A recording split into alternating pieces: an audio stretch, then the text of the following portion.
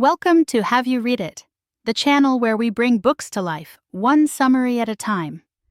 Today we're exploring Robert Hannigan's The Secret History of Puzzles, From Bletchley Park to Quantum Computing. This book isn't just a history of code breaking. It's a fascinating exploration of the human ingenuity behind problem solving, from the Victorian era to the digital age. It uses the story of Bletchley Park and GCHQ to examine the often unexpected mix of people, skills, and mindsets needed to tackle complex challenges. Our journey starts in the 19th century with the birth of big data and global communication networks. The book highlights how the laying of the first undersea telegraph cables mirrored contemporary anxieties about infrastructure security, disinformation, and geopolitical rivalry. Just like today, governments grappled with the challenges of protecting their communications while trying to read those of their adversaries. The cable wars of World War I, with Britain actively cutting German cables to force their communications onto the airwaves where they could be intercepted, provide a striking historical parallel to current concerns about undersea cable vulnerability. The book draws a fascinating link between Victorian-era anxieties and the modern digital world. Hannigan argues that many issues we consider unique to the 21st century, such as data privacy, surveillance, and the dominance of tech companies, have their roots in this earlier period.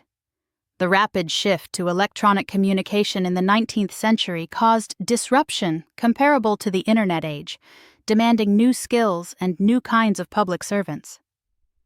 One of the central characters in this early part of the story is Patrick Stewart, not the Star Trek actor, but a 19th century Scottish engineer who oversaw the construction of telegraph lines in India.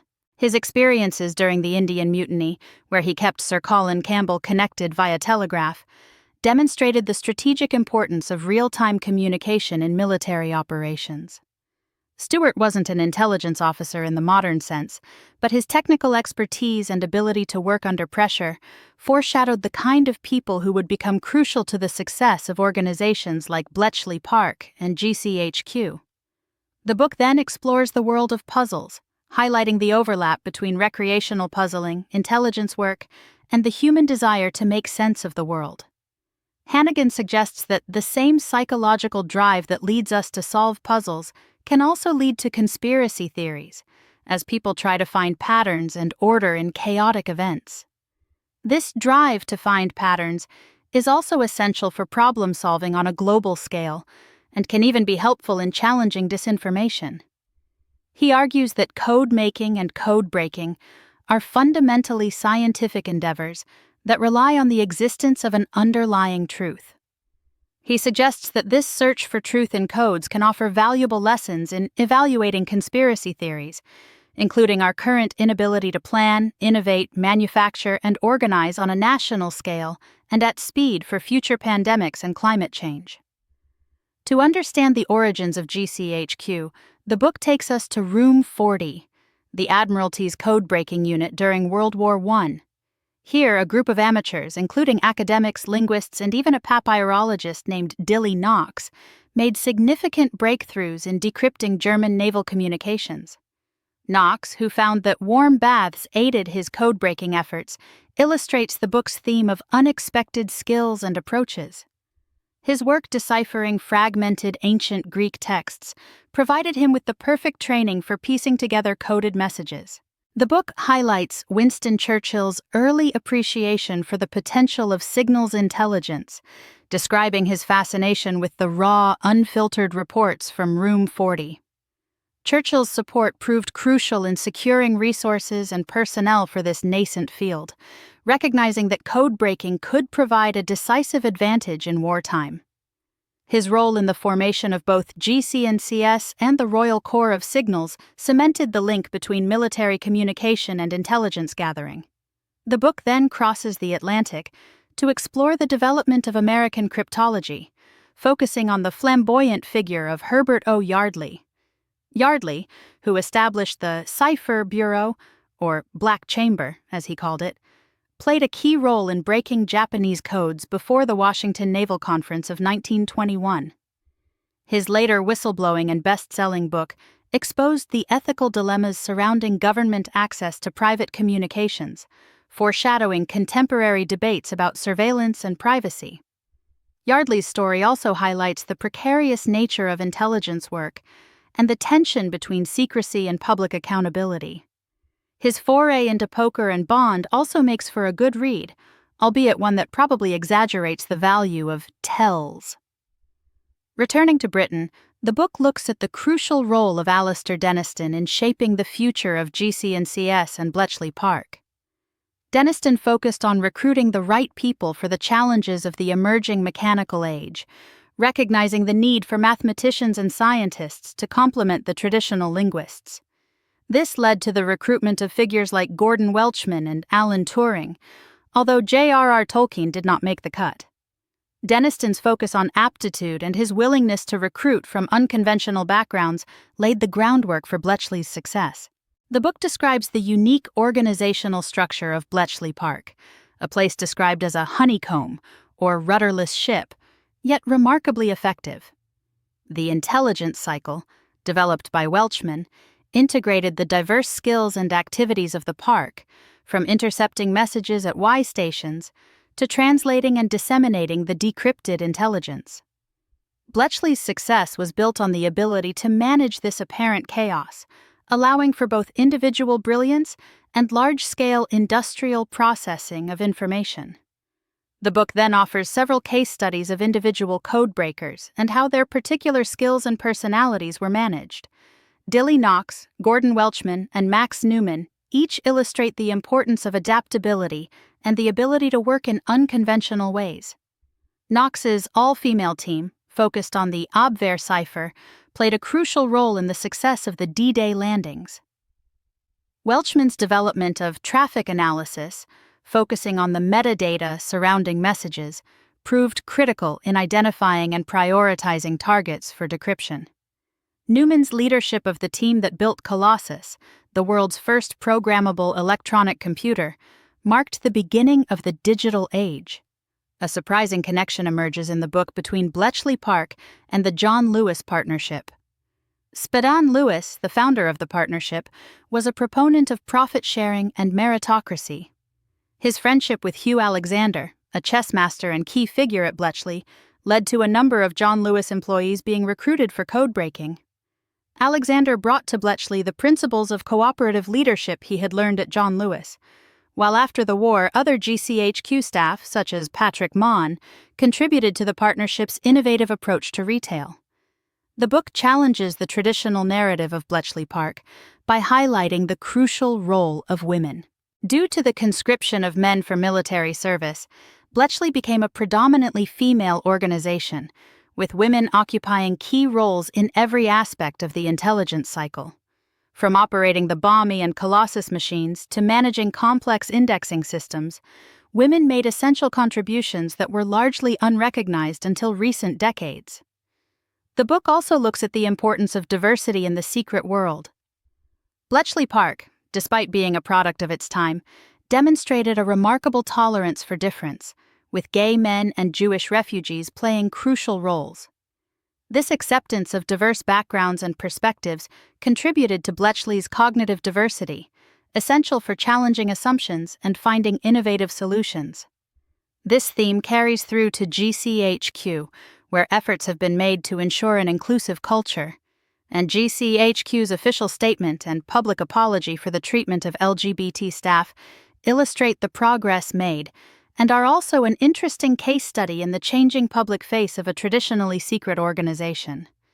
The book then explores the power of youth in problem-solving, highlighting how young recruits at Bletchley, often straight out of university or even still students, made groundbreaking contributions. From Bill Turay's reverse engineering of the Lorenz cipher machine to Clifford Cox's discovery of public key cryptography, these young minds demonstrated the advantages of fresh thinking and a lack of preconceived limitations. The chuck and chance it spirit, combined with older, more measured approaches, proved an effective mixture at Bletchley Park, a combination that has organizational implications today. Thinking like the enemy explores the importance of understanding the adversary's mindset, from the flaws in Enigma operation to modern cybersecurity. Bletchley's success was partly due to the German military's failure to appreciate the human element in their supposedly unbreakable system. Modern password guidance, which emphasizes memorable phrases over complex but easily cracked strings of characters, also illustrates this principle. Hannigan devotes a chapter to the different kinds of puzzles encountered in intelligence work, from ancient codes and cipher wheels to the Voynich manuscript. He emphasizes the multidisciplinary approach required to tackle these challenges, drawing on linguistics, history, mathematics, and even marine biology in the case of Geoffrey Tandy, the seaweed expert who found himself at Bletchley thanks to a clerical error. The book revisits the Friedmans, two of the leading figures in American cryptology, and their work debunking Baconian cipher theories surrounding Shakespeare. Their rigorous application of scientific method to these claims highlights the importance of evidence-based analysis in both code-breaking and in challenging conspiracy theories. Hannigan also explores the human tendency to find patterns and connections, drawing on psychology, philosophy, and even Peanuts comics, to illustrate the fine line between insightful analysis and conspiracy thinking. He argues that intelligence analysts must guard against confirmation bias and other cognitive traps while still being open to unexpected connections. Only Connect explores the link between intelligence work and the popular TV quiz show, emphasizing the importance of lateral thinking, diverse knowledge, and teamwork. The show's title, taken from E.M. Forster's Howard's End, also resonates with the book's theme of connecting disparate ideas and disciplines. The book goes on to examine neurodiversity, arguing that GCHQ and Bletchley Park benefited from the unique abilities of people with conditions like dyslexia, dyspraxia, and autism. These individuals often possess exceptional skills in pattern recognition, attention to detail, and a resistance to groupthink. Hannigan emphasizes the importance of creating supportive environments and making reasonable adjustments to allow neurodiverse individuals to flourish. First Principles, Antidotes to Bias, explores the power of starting from scratch and challenging assumptions. Alan Turing's approach to problem-solving, characterized by a disregard for received opinion and a focus on fundamental principles, illustrates this mindset.